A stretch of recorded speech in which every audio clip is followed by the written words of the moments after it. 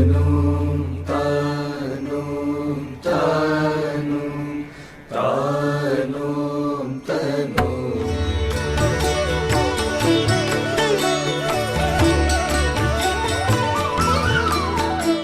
నమస్కారం, rise and shine కార్యక్రమానికి స్వాగతం. గత ఎపిసోడ్లో మనం తెలుసుకున్నాం వివేకానందుడు తన సన్యాసి శిష్యులను ఎలాంటి శిక్షణ ఇచ్చారు అనేది. ఈ ఎపిసోడ్లో మనం తెలుసుకోబోతున్నాం వివేకానందుడు చివరి స్టేజ్లో ఉన్నప్పుడు శిష్యులతో ఎలా గడిపారు అన్నది. మరి ఈ వివరాలను తెలియచేయడానికి మనతో పాటు ఉన్నారు బోధమయానంద స్వామీజీ గారు. మరి వారిని అడిగి మరిన్ని విషయాలు తెలుసుకుందాం. నమస్కారం స్వామీజీ గారు. మనం చెప్పుకున్నట్లు గత వారం చూసాం వివేకానందుడు తన శిష్యులకు ఎలాంటి శిక్షణ ఇచ్చారో. మరి ఈ ఎపిసోడ్లో ఆ శిష్యులతో వివేకానందుడు చివరి స్టేజ్లో ఎలా గడిపారో వివరించండి. కొన్ని శీర్షికల నుండి స్వామీజీ ఏ విధంగా తల్లిలాగా, తండ్రిలాగా, బంధువులాగా, గురువులాగా, ఆచార్యుడిలాగా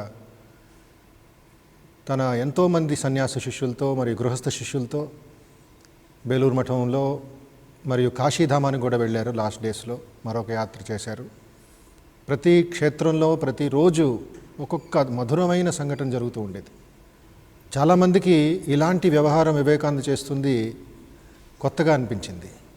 ఎందుకంటే ఆయన వైభవం అంతా ఒక దిగ్దిగంతాల్లో ప్రసంగాలు చేసి అన్నీ జయించి ఎంతోమందిని ప్రేరణ ఇచ్చి స్ఫూర్తి ఇచ్చి చేస్తూ ఉండేవారు. సడన్గా ఉన్నట్టుండే ఆయన వ్యవహారం అంతా మారిపోతుంది. ఎన్ని తప్పులు చేసినా, ఎవరు ఎంత ఇది చేసినా ముందు చివాట్లు పెట్టేవారు, కొంచెం శిక్షణ ఇచ్చేవారు, కొంత మందలించేవారు. ఈ సమయానికి వచ్చేటప్పటికి గత ఆయన లాస్ట్ సుమారు మనం అనుకున్నవి ఏమిటంటే 4-5 నెలలు. ఆ సమయంలో చాలా మధురంగా, చాలా ముద్దుగా తల్లి బిడ్డని ఓదార్చేలాగా గురువు అందరినీ ఆకర్షిస్తున్నారు. అందరు పక్కన కూర్చోబెడుతున్నారు, ఆయనే వంట చేస్తున్నారు. ఇదేదో విచిత్రంగా కనబడుతుంది కొంతమందికి. ఆయనతో పాటు ఎవరెవరు సన్యాసి శిష్యులు ఉండేవారో వాళ్ళు ఏదో చూస్తున్నారు, సూక్ష్మంగా స్వామీజీ ఏదో ప్లాన్ చేస్తున్నట్లు వాళ్ళకి అనిపిస్తుంది. అంటే ఈ 16 మంది రామకృష్ణ శిష్యులకి తెలుసు నరేంద్రుడి ఒక వైభవం ఏమిటో, ఆ గొప్పతనం ఏమిటో. ఇండైరెక్ట్గా రామకృష్ణులు వాళ్ళకి ఒక ఇది ఇచ్చారు, ఏమిటి ఇండికేషన్ ఇచ్చారు. నరేంద్రుడితో జాగ్రత్తగా ఉండండి, ఏ క్షణమైనా అతని శరీరాన్ని త్యాగం చేసే సామర్థ్యం ఉంది ఆడికి. నేను మాత్రం అది కట్టి పెట్టాను, కొంచెం జస్ట్ ఒక ముడి వేసి పెట్టాను. ఏ క్షణమైనా ముడిని కట్ చేసేసుకొని వెళ్ళిపోతాండి ఆత్మ. కొంతమందికి కొంచెం దిగులుగా ఉండింది. ఇలాంటి ఒక అన్యూజువల్ యాక్షన్ స్వామీజీ చేస్తున్నారు, ఇది కొంచెం మేము పరిశీలించాలి అని. ఆ సమయంలో స్వామీజీ మళ్ళా 19 డిసెంబర్ నెలలో కాశీకి వెళ్తారు. కాశీలో రైల్వే స్టేషన్ దిగిన వెంటనే ఎంతోమంది యువకులు ఆయన్ని సత్కరిస్తారు, సన్మానిస్తారు, గౌరవిస్తారు. దాంట్లో ఒక యువకుడు ఒక అవకాశం దొరికింది, స్వామీజీ మెడలో మాల వేసి ఆయన నమస్కరించి ఆయనకు ప్రణామాలు చేసేది. ఆ యువకుడు భవిష్యత్తులో స్వామి సదాశివానంద స్వామీజీ సన్యాసం ఇస్తారు. ఈ సదాశివానంద అప్పుడు చూస్తాడు స్వామీజీని, ఎంతో ప్రేమతో పక్కన కూర్చోబెట్టుకొని రాత్రిపూట, మధ్యాహ్నం పూట, సాయంత్రం పూట ఏమేం చదువుతున్నావు, ఏమి చేస్తున్నావు, ఎలా మాట్లాడుతున్నావు. ఆశ్చర్యమైంది. రాత్రిపూట ఒక విశేషమైన పదార్థం తయారు చేసి ఉంటారు స్వామీజీ కోసం అక్కడ కాశీ వేరే స్వాములు. అప్పుడు ఆ పదార్థాన్ని ఆయన తినకుండా సదాశివానంద స్వామికి పక్కన కూర్చోబెట్టి స్వామీజీ వడ్డిస్తారు. వడ్డిస్తూ అడుగుతూ ఉంటారు, ఎలాగుంది, రుచిగా ఉందా, ఇంకో 2 ముక్కలు వేసుకుంటావా, ఇంకొంచెం దాన్ని రసమైనా. చూస్తుంటే సొంత తల్లి బిడ్డని అడుగుతుందో దానికంటే 1000 రెట్లు అంత ప్రేమ చూపిస్తున్నారు స్వామీజీ సదాశివానందకి. రక్త సంబంధం లేకపోయినా కూడా స్వామీజీ అలాంటి ఒక ఆధ్యాత్మిక దీంట్లో ఆయన ప్రేమ చూపిస్తున్నారు. చాలా సంతోషం అవుతుంది. అదే సమయంలో ఈ సదాశివానంద అన్నగారు చనిపోతారు కాశీధామంలోనే. 2-3 రోజులు అతను ఇంటికి వెళతాడు ఆ కర్మలు చేయడానికి. అప్పుడు స్వామీజీ మళ్ళా వచ్చిన వెంటనే అడుగుతాడు, నీకు చాలా బాధగా ఉంది కదూ, ఏమైనా మీ తల్లికి ఎలాగ ఉదారించావు, ఏమి చేశావు, ఆవిడతో ఎలాగ మాట్లాడావు అని మాట్లాడుతూ స్వామీజీ ఎలాగ ఆయన ఆశీర్వాదం చేశారంటే ఆ బాధలన్నీ స్వామీజీ తీసేసుకున్నారు. వివేకానంద మనసులోకి వెళ్ళిపోతున్నట్టు సదాశివానంద హృదయంలో చాలా హ్యాపీగా, చాలా తేలికగా మంచి ఫీలింగ్స్ క్రియేట్ అయ్యాయి. అది కూడా అద్భుతమైన అనుభవం సదాశివానందకి. స్వామీజీ అంటారు సదాశివానందకి, నా అన్న చనిపోయినా కూడా నీకు బాధ ఎంత ఉందో దానికంటే ఎక్కువ బాధ నీకు అనుభవిస్తున్నాను, మీ అన్నయ్య చనిపోతే నాన్న చనిపోయినట్లే నేను ఇది చేస్తున్నాను స్వామీజీ కన్నీళ్ళు కారుస్తారు.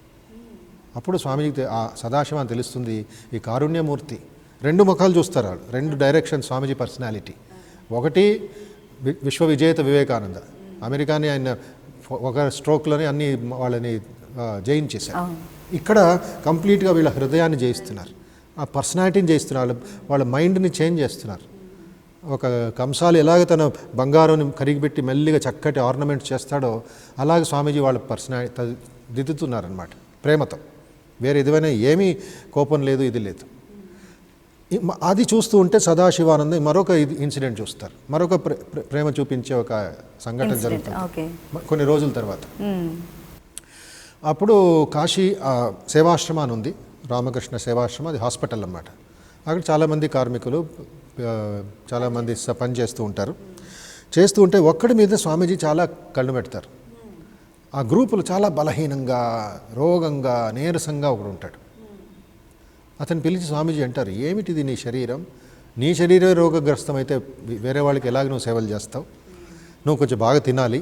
అతను అంటాడు, స్వామీజీ మేము చాలా పేదవాళ్ళం, నువ్వు చాలా ఇదిగా ఉంది, ఇంట్లో ఒక మెతుకు సంపాదిస్తే అదే పెద్ద ఇది మాకు, ఎక్కడ తినేది? నాకు ఇక్కడే మీరు ఏం పెడితే అదే తింటున్నాను, ఇంటికి పెడితే అది కూడా లేదు అంటాడు.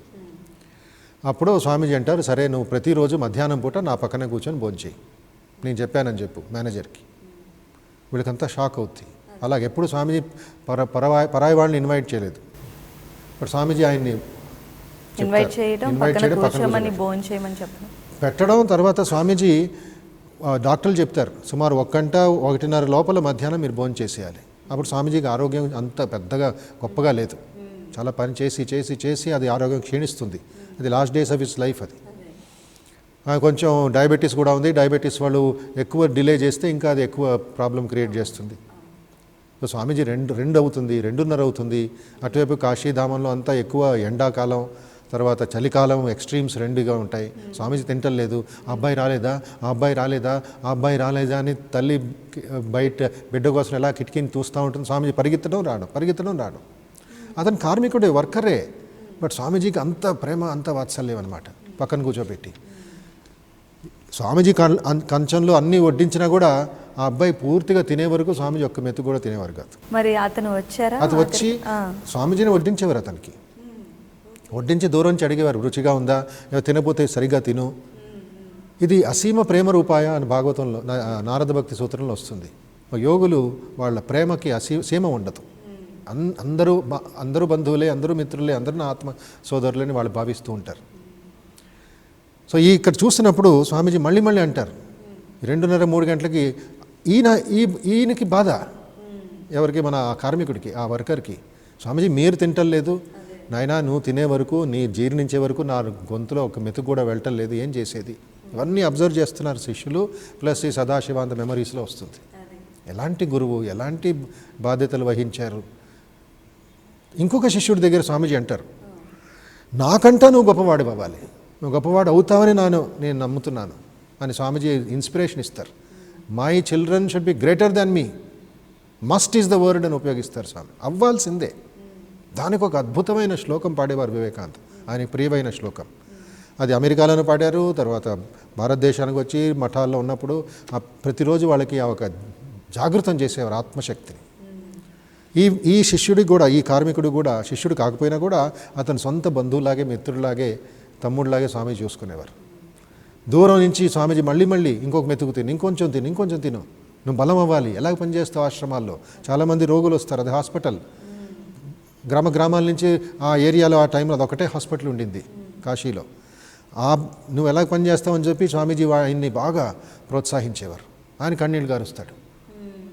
ఇంత ప్రేమ, ఇంత వాత్సల్యం, ఇంత కారుణ్యమూర్తి స్వామీజీ తయారైపోయారు డిసెంబర్ నెలలో.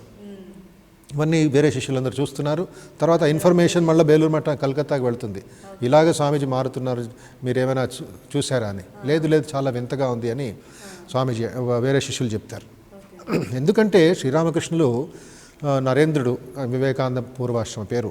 వివేకానందకి ఎంత బలం ఉందంటే, తెరచాప మనం ఏ విధంగా చక్కని తీసేస్తామో కర్టన్ని, ఆ విధంగా ఆ మాయా అనే బంధం అనే ఒక దీన్ని, మనస్సుని ఖడ్గంతో ఒక్క స్ట్రోక్లో క్లీన్ చేస్తాడు. అంత బలం ఉంది వివేకానందకి, జాగ్రత్తగా ఉండండి.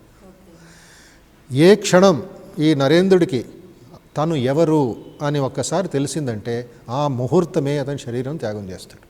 మీరు అది రాకుండా కాపాడుకోండి. తన ఆత్మజ్ఞానం వివేకానందకి తెలియకూడదు. అందుకే వాళ్ళు మాటలు మార్చి కథలు చెప్పుకుంటూ జోక్స్ చెప్పుకుంటూ ఆయన మనస్సుని తప్పిదారు వేరే మార్గంలో పెట్టేవారు. ఉన్నట్టుండే ఆత్మలోకి వెళ్ళిపోయారు. ఉన్నట్టుండే ఇలాంటి ప్రేమ వాత్సల్యం చూపించేవారు పేదవాళ్ళ మీద బేలూరు మఠంలో.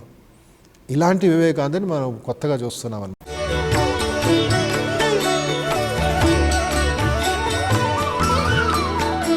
ఇలాంటి ఇన్సిడెంట్స్ ఇంకా ఉన్నాయి. ఎందుకంటే ఈ వివేకానందకి 12-16 మంది శిష్యులు ఉండేవారు. ఆయనే సొంతంగా మంత్రదీక్ష ఇచ్చి సన్యాసం తీసి ఆయన వాళ్ళని ఆకర్షించి వాళ్ళని ఎంచుకున్నారు. పెద్దవాళ్ళు యోగులు మహాత్ముల దగ్గర మనం వాళ్ళ దగ్గరికి వెళ్ళాం. వాళ్ళు మనల్ని ఇన్వైట్ చేస్తారు, స్వీకరిస్తారు, ఆహ్వానిస్తారు, ఇన్వాల్వ్ చేస్తారు. తర్వాత వాళ్ళు మనందరినీ ఆకర్షిస్తారు. అది మన పుణ్యం, మన కర్మ, మన భవిష్యత్తు. ఇదే విధంగా స్వామీజీని కూడా ఆయన భారతదేశ పర్యటనలో ఆయన కొంతమందిని యువకులను ఆకర్షించారు. వాళ్ళని ఇన్వైట్ చేశారు. వాళ్ళ మనస్సుని లాక్కున్నారు, మ్యాగ్నెట్ లాక్కున్నట్లు. అలాగా స్వామీజీ మళ్ళీ చూపిస్తున్నారు. ఈ స్వరూపానంద తర్వాత ఇంకొక ఆయన శుద్ధానంద స్వామి అని. వీళ్ళు చాలా ప్రముఖులు ఆ గుంపులో.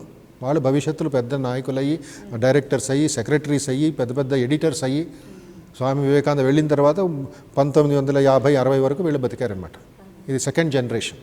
ఈ శుద్ధానంద కూడా ఎన్నో ప్రేరణాదాయక సూత్రాలు ఇచ్చారు స్వామి వివేకానంద. నాకంటా నువ్వు గొప్పవాడు అవ్వాలి, గురువు మించిన శిష్యుడు అవ్వాలి. ఏ విధంగా రామకృష్ణులు మించిన వివేకానంద అయ్యారో ఆయన కూడా నాకంటా నేను గొప్పవాడిని, శిష్యులు అక్కడే ఉండాలి అనే స్వామీజీ ఎప్పుడు ఇది ఊహించలేదు. He has to become greater. అలాంటి ప్రేరణ, అలాంటి ఒక ఉత్సాహం, అలాంటి ఒక ఉపనిషత్తులు చదివించడం, వాళ్ళ చేత ఉపన్యాసాలు ఇప్పించడం. పబ్లిక్ ఇప్పుడు మన దీంట్లో మీ ఇన్స్టిట్యూట్స్లో అంతా ఆర్ట్ ఆఫ్ పబ్లిక్ స్పీకింగ్ పెద్ద కోర్సులు ఉంటాయి బయట యూనివర్సిటీ ఇన్స్టిట్యూట్స్లో. వివేకానంద అప్పుడే ప్రారంభించారు. వివేకానంద శిష్యులకి మీరు కూడా ప్రసంగాలు చేయాలి. ఆయన లాస్ట్లో కూర్చొని వినేవారు. ఒక హాల్లో కూర్చుంటే స్టేజ్ మీద ఎక్కించి నేను బయట నుంచి వింటూ ఉంటాను, నేను నా ముందు ఉంటే మీరు మాట్లాడరు, నేను వెనకాల నుంచి కూర్చుంటాను, మీ భయం ఉండదు అని. అప్పుడు వాళ్ళు తప్పులు, వాళ్ళకి ఏం కథలు చెప్పాలి ఆయన వెనకాల నుంచి సిగ్నల్ ఇచ్చేవారు అనమాట. వెంటనే వాళ్ళు మార్చుకొని ఆ కథని ప్రాక్టీస్ చేసేవారు. శుద్ధానంద కూడా అలాగే స్వామీజీ ట్రైనింగ్ ఇచ్చారు. ఉదాహరణకి ప్రతిరోజు నువ్వు ఈ సమయానికి 2 గంటలకి రా, ఒక పుస్తకం తీసుకురా, నేను నేర్పిస్తాను నీకు అని. నేర్పిస్తూ స్వామీజీ ఆపేసేవారు ఆ కామెంటరీని. ఆయన ఉపన్యాసం ఇచ్చేవారు. నువ్వు ఇప్పుడు తీసుకో, ఈ లింక్ తీసుకొని ఆయన ప్రసంగించేవారు. ప్రసంగిస్తున్నప్పుడు స్వామీజీ ఆయన్ని మళ్ళీ ప్రోత్సాహం, ఎంకరేజ్ చేయడం, ఇచ్చేయడం, మంచి ఇది చూపించడం. అప్పుడు శుద్ధానందకి స్వామీజీ ఈ మాట చెప్తే, కఠోపనిషత్తు మాట, శ్వేతాశ్వత్ర ఉపనిషత్తులో మంచి మాటలు వస్తాయి, మంచి ప్రేరణదాయకం. అది అందరూ మంత్రం రూపంలో యువకులు స్వీకరించాలని మేము కోరుతూ ఉంటాం మా ట్రైనింగ్ సెంటర్స్లో. శృణ్వంతు విశ్వే అమృతస్య పుత్రాహ, ఇది స్వామీజీకి ప్రియమైన ఒక శ్లోకం. హోల్ ప్రపంచమంతా ఈ శ్లోకాన్ని పఠించేవారు ఆయన. ఎవరు మీరు? శరీరం కాదు, మనస్సు కాదు, ఇంద్రియాలు కాదు, మీ పేరు కాదు, మీ ప్రతిష్టలు కాదు, తర్వాత మీ కోరికలు కాదు, మీ బట్టలు కాదు. శంకరాచార్యులు ఏ విధంగా నిర్వాణాష్టకం రాసి నేను మనసు కాదు, నేను శరీరం కాదు, నేను ఆత్మ, చిదానంద రూప శివోహం శంకరాచార్య రాస్తారు. అలాంటి ఒక మంత్రాన్ని వివేకానంద ఇంకొక రూపంలో చాంట్ చేసేవారు. అమృతస్య పుత్ర, అమృతస్య పుత్ర, అమృతస్య పుత్ర. ఎవరు నువ్వు అసలు? ఈ శుద్ధానందకి ఆ శక్తి. శుద్ధానంద ఇంకా బ్రహ్మచారిగా ఉన్నప్పుడు, యువకుడిగా ఉన్నప్పుడు స్వామీజీ ఆయనకి రామకృష్ణ మఠానికి సంబంధించిన రూల్స్ రెగ్యులేషన్స్ డిక్టేట్ చేస్తారనమాట. ఆయనకి ఇంగ్లీష్ జ్ఞానం చాలా ఉండింది శుద్ధానందకి, కల్కట్టా యూనివర్సిటీ స్టూడెంట్స్ వీళ్ళందరూ. సో వీళ్ళకి ఆ ఇంగ్లీష్ ఇది వచ్చు కాబట్టి స్వామీజీ డైరెక్ట్గా ఆయన రాయకుండా ఒక సంఘానికి కావాల్సిన నియమాలని రాసి, నువ్వు దీని మీద ధ్యానం చేయి, భవిష్యత్తులో నీకు చాలా ఉపయోగం అవుతుంది, ఇంకా ఎంతమంది శిష్యులు వచ్చినా నువ్వు దాన్ని వాళ్ళకి ట్రైనింగ్ ఇవ్వచ్చు అని. స్వామి శుద్ధానంద అవన్నీ క్లియర్గా రాసుకొని ఎడిట్ చేసి ఇప్పుడు ఆ ప్రణాళికనే మేము ఫాలో చేస్తాం. ఓకే, ఎన్నింటికి లేవాలి, ఎవరు ఎక్కడేం చేయాలి, ఎలాగ ఒక మేనేజ్మెంట్ అంటే ఎలాగ ఉండాలి, కేవలం ఒక కాంట్రాక్ట్ లాగా కాకుండా హృదయం కాంటాక్ట్ అవ్వాలి, స్పందించాలి. ఇది ఆధ్యాత్మిక సంస్థ, కేవలం ఒక సోషల్ ఇన్స్టిట్యూషన్ కాదు, లేక కార్పొరేట్ ఇండస్ట్రీ కాదు, బిజినెస్ కాదు. ఇది మీ ప్రేమతో జరిగే ఒక వాత్సల్యం. రామకృష్ణుల సింబల్ ఏమిటి? ప్రేమ. తల్లి శారదా సింబల్ ఏమిటి? ప్రేమ, వాత్సల్యం. సో అలాగా ప్రాబ్లమ్స్ని సాల్వ్ చేయాలి. కానీ మిలిటరీ లాగా లేక నువ్వు ఏదో పనిష్మెంట్లు ఇవ్వడం అది పనికిరాదు ఇక్కడ. అలాగ పిల్లలు త్యాగం చేసి వాళ్ళ తల్లిదండ్రులను వదులుకొని వస్తున్నారు.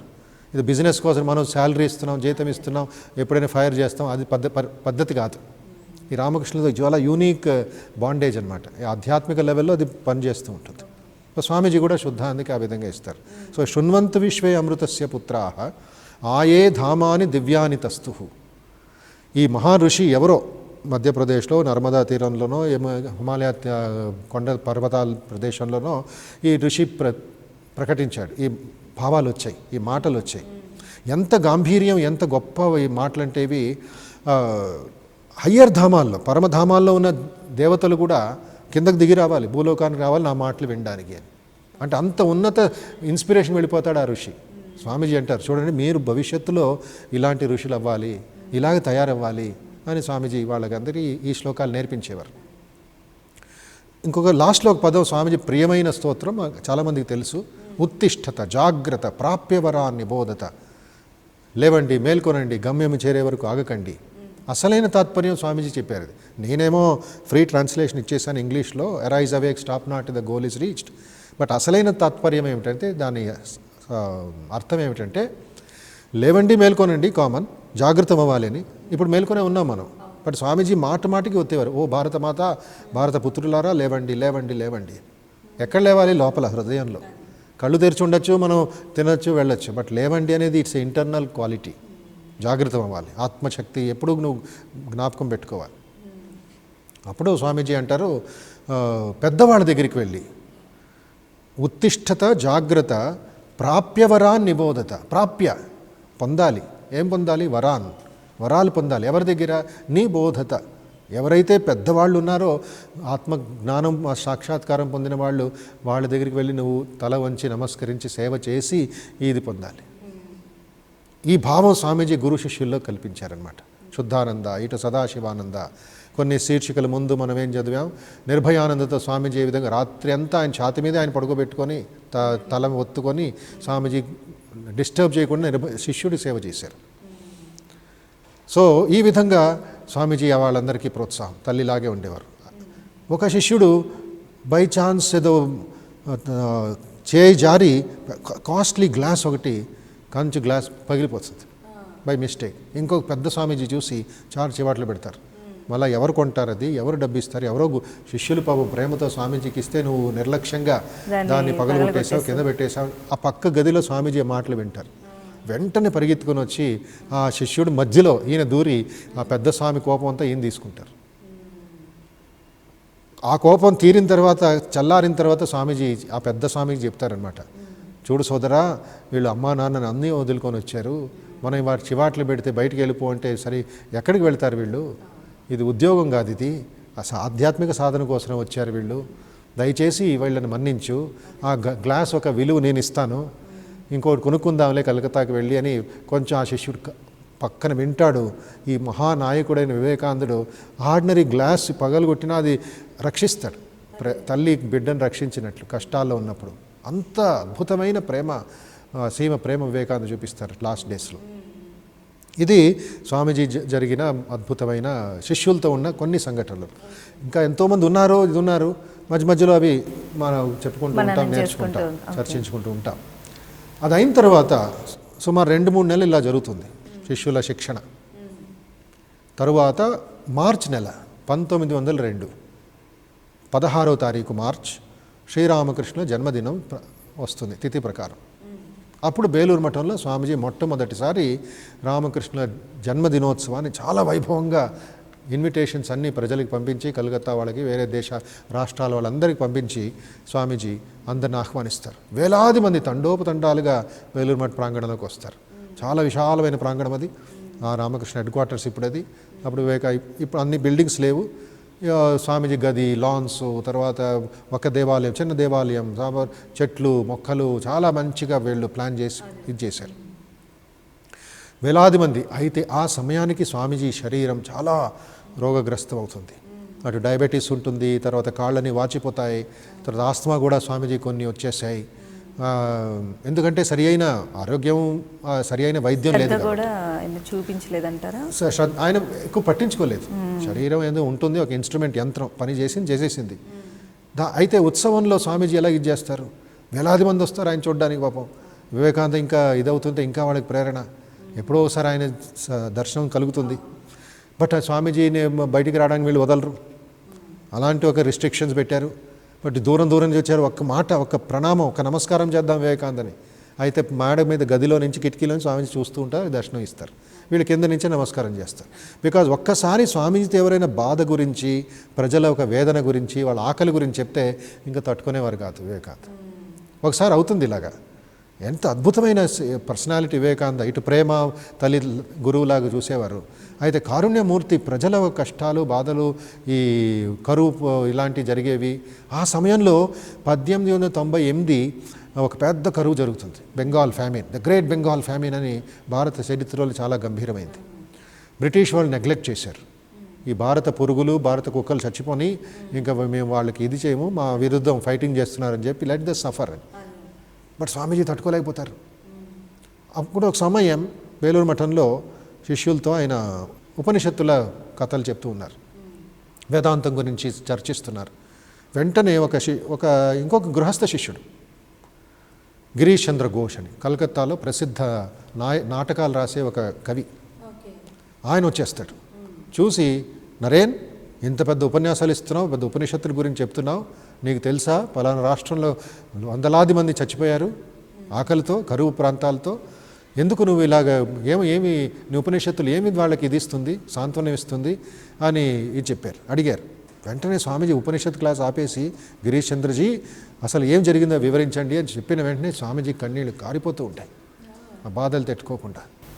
అక్కడి నుంచి లాస్ట్ డేస్ లో చాలా సెన్సిటివ్ అయిపోయింది, చాలా మనస్సు సూక్ష్మ ఇదైపోయింది, తేలికైపోయింది. రూమ్ గదిలోకి పారిపోయి తలుపు వేసుకొని కిబిక్ అని ఏడుస్తారనమాట. అయ్యో, వాళ్ళకి కొంచెం కూడా నేను అన్నం ఇవ్వలేకపోతున్నానే, నా శిష్యులు ఎవరైనా ఇలాంటివి తీసుకోవాలని చెప్పి స్వామీజీ అప్పుడు గిరీష్ చంద్ర ఘోష్ అంటాడు, మీ నరేన్ని అంటే వివేకానందని నేను ఎందుకు ప్రేమిస్తున్నా, గౌరవిస్తున్నానని తెలుసా?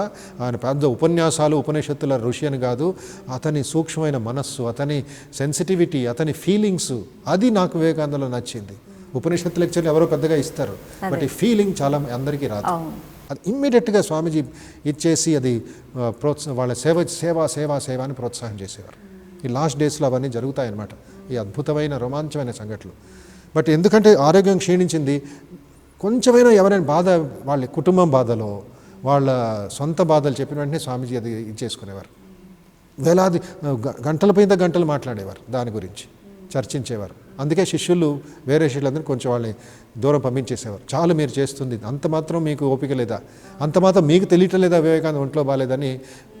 అది తెలిసిన వెంటనే వివేకానంద మళ్ళీ ఎవరు తిట్టారో వాళ్ళని పిలిచేవారు. చూడు, గురుదేవులు కూడా లాస్ట్లో ఆయన క్యాన్సర్ వ్యాధితో ఉన్నప్పుడు ఎంత మాట్లాడేవారు, ఎంత ప్రోత్సాహం, ఎంత సాంత్వనం చూపించేవారు. నేను బాగానే ఉన్నా కదా, వదలండి వాళ్ళని, పాపం ఎక్కడికి వెళ్తారు వాళ్ళతో ఒక 2 నిమిషాలు మాట్లాడడానికి నాకు ఇది వాళ్ళు పైకి పంపించండి చెప్పి కొంతమంది సెలెక్టెడ్ ఆడియన్స్ని పంపిస్తారు. అదే వివేకానందలో వచ్చినటువంటి ఈ డ్రాస్టిక్ చేంజ్ అనుకోవచ్చు. ఈ చేంజ్ని శిష్యులు ఎలా తీసుకునేవాళ్ళు అంటారు? వాళ్ళకి ఒకటి బాధ, ఇది స్వామీజీ ఇంకా వదిలేస్తున్నారు శరీరాన్ని, ఇంకా సిగ్నల్స్ వస్తున్నాయి. రామకృష్ణులు ఏది చెప్పారో ఆయన మనస్సుని వదిలేస్తున్నారు బాడీ నుంచి. ఎవరైనా ఫైల్స్ తెచ్చి ఇది చెప్తుంటే ఈ అడ్మినిస్ట్రేటివ్ మ్యాటర్స్ పట్టించుకునేవారు కాదు. నాకు వద్దు, ఇంకో స్వామి దగ్గరికి వెళ్ళిపోండి. అప్పుడు వెంటనే తెలిసింది, ఇతను సిగ్నేచర్ చేయడానికి కూడా వివేకానంద ఒప్పుకోవటం లేదు, ఆ స్వామి దగ్గరికి పంపించండి, ఆయనకి అర్హత ఉంది, డబుల్ సిగ్నేచర్స్ వేయచ్చు చెక్స్లో, అలాగా పంపించండి. ఆ లెటర్ ఏమైనా గవర్నర్కి పంపించాలి, గవర్నమెంట్కి పంపించాలంటే లేదు అదని పంపించండి, అన్నీ వదులుకుంటున్నారు. ఇవన్నీ రామకృష్ణ చెప్పినట్లుగా త్యజిస్తున్నారు, అన్ని త్యాగం చేస్తున్నారు, ఇంకా అపార త్యాగం వెళ్ళిపోతున్నారు.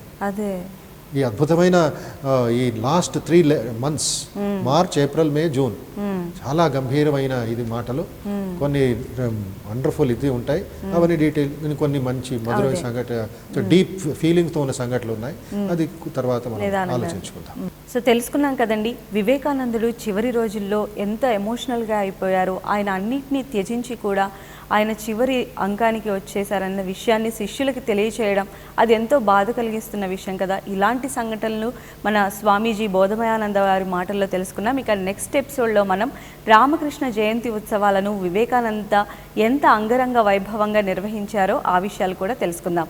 ఇది ఇవాల్టి రైజెన్షన్ కార్యక్రమం. నమస్కారం.